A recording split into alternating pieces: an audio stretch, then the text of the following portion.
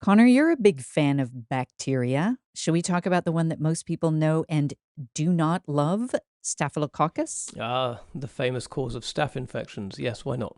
Yeah, these bacteria are not to be messed with, but some good things have come from understanding it, such as, drumroll please, Oh, how exciting.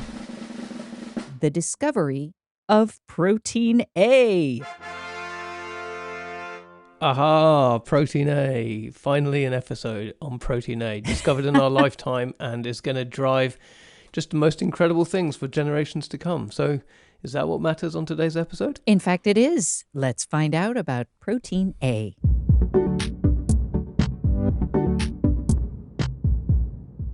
Okay, so what do I need to know about Protein A? Well, we do like a history lesson here on Discovery Matters. So put the jukebox on, slick back your hair as if you had any, Yeah, what hair? and and imagine that we are back in 1958. We're at the Institute of General Pathology at the University of Copenhagen, and Professor Claus Jensen is exploring cell walls. Jensen first observed the binding of protein A to serum antibodies. And it's interesting, they speculated the body has natural antibodies against staphylococci. They demonstrated that 100% of healthy subjects had binding to this antigen A. And he speculated that it was due to transmission, passive transmission of antibodies from the mother to children. Okay, there was a whole load of information there. How are we going to Don't work worry. this out? Yeah, we are going to break this down together. As we would expect. So, who are we talking to? Hi, my name is Glen Bolton. I work at Amgen. I'm located in Cambridge, Massachusetts. I've been in purification development for about 20 years. Okay, so Glenn basically said that Klaus Jensen discovers something, but he's not exactly sure about what he's actually discovered. That's right. It's just the kind of story we love to retell here on Discovery Matters. It sounds very, very familiar, doesn't it? And Jensen, or Jensen, it sounds very Scandinavian. Is everything that we do coming back to Scandinavia? Ja, visst. Oh, Scandinavians, in fact, do play a big part in this story, like many others. A few years later, in 1962, another set of Scandinavian researchers, Löfqvist and Sjöqvist, say that 3 times fast, Löfqvist and Sjöqvist, all the quists. yes, in Bergen, Norway. They kind of finish off what Jensen had started, and they confirmed that antigen A was in fact a surface protein on the bacterial wall of certain strains of this Staphylococcus aureus bacteria. Then 2 years later, they named it Protein A after Arias. Aha, I recognize that voice. Let's meet her. So my name is Josefin Bolik, and I work as a global product manager. I'm responsible for the next generation chromatography protein A resins. So it wasn't until 1978 when somebody decided this could make a good purification product. So that's where it all started for how we utilize protein A today.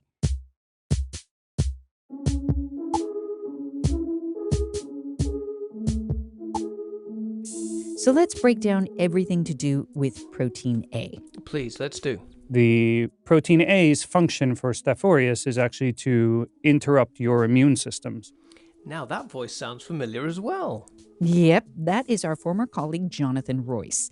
He loves protein A. I mean, loves protein A. Protein A sits on the surface of this bacteria, and when your body produces antibodies to try to kill the bacteria, protein A actually binds those antibodies. It actually flips them upside down so that the important part of your immune response can't actually reach the bacterial wall of the bacteria. I think it's really interesting because it is one of these, maybe not accidental discoveries, but it's something that, we have discovered in nature and then found a way to apply it in a very industrial setting.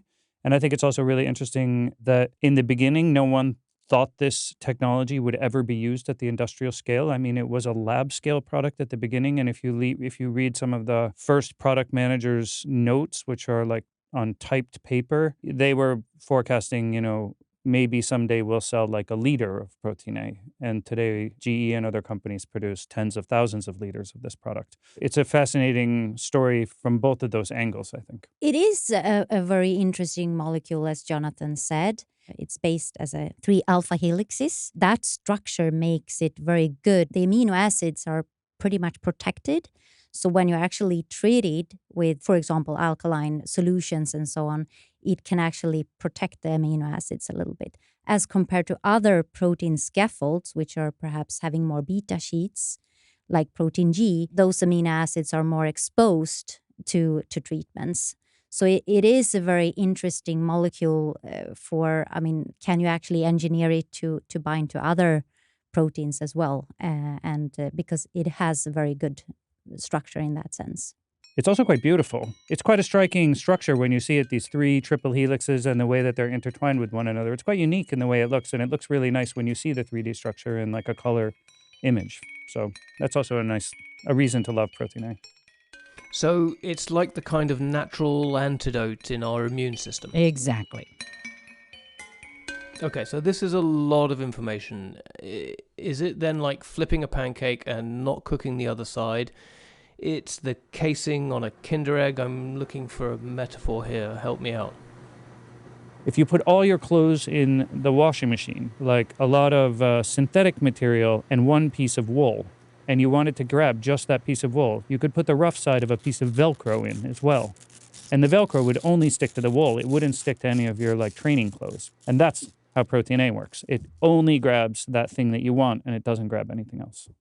So that's Protein A. It only grabs the thing you want and leaves everything else alone. So let's backtrack a little bit and tell people listening a little bit more about monoclonal antibodies, or MABs, because that's what we call them in our industry. We call them MABs. They're proteins, antibodies made by identical cloned immune cells, which is why monoclonal, right? So identical cloned cells. And they bind to specific proteins on cells that are involved in disease pathways, like cancer and immune diseases and so on. And they've really heralded a complete revolution in treatments for all sorts of diseases, from cancer to rheumatoid arthritis and so on. And many of today's top-selling drugs are actually monoclonal antibodies, or MABs. And Protein A, it turns out, is just incredibly important in the manufacturing of these drugs on an industrial scale. Yeah, so this natural specificity to IgGs, immunoglobulins, is very good because you can get rid of all the animal-derived nutrients that is in your cell feed, basically.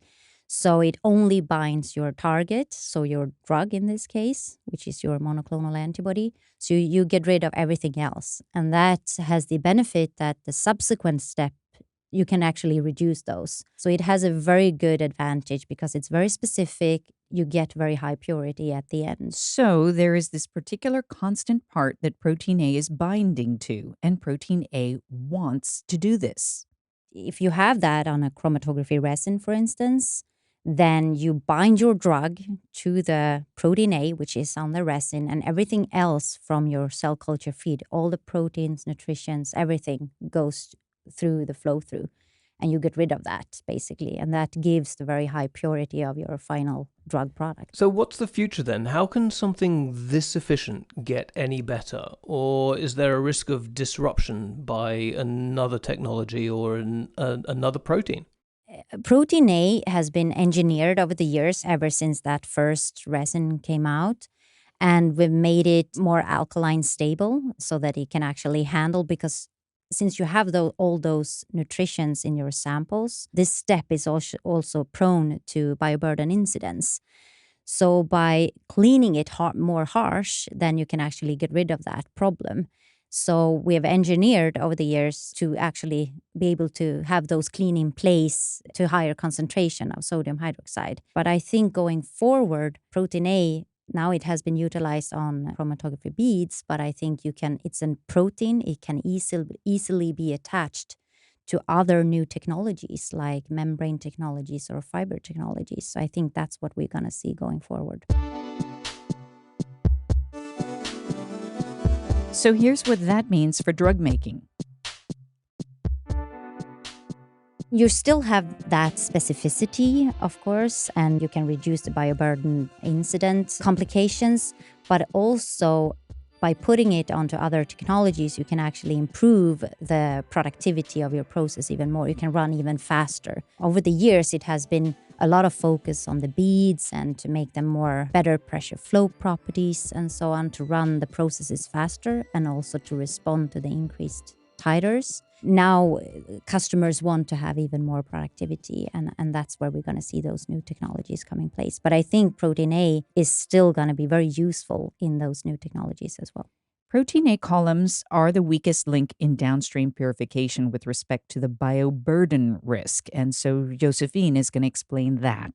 There are all sorts of bacteria that can actually infect your process, basically, because although these MABs are produced in CHO cells, and you can have risks of these bacteria infecting your feed, basically. So that is what we mean with a bioburden incident. And this is very critical to the companies. They have to be in control over this and to be able to show that they can actually reduce those in a very efficient way.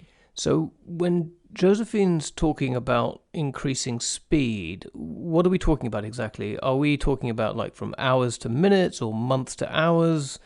How much speed? We typically call it grams per hours in terms of productivity, grams per liter per hours. If it's a resin, that you can actually produce more grams per hour, basically. So that is what we increase or improve. Okay, so she mentioned cancer. When we see how much cell and gene therapy is evolving in the race to cure cancer, how then do monoclonal antibodies compete with them?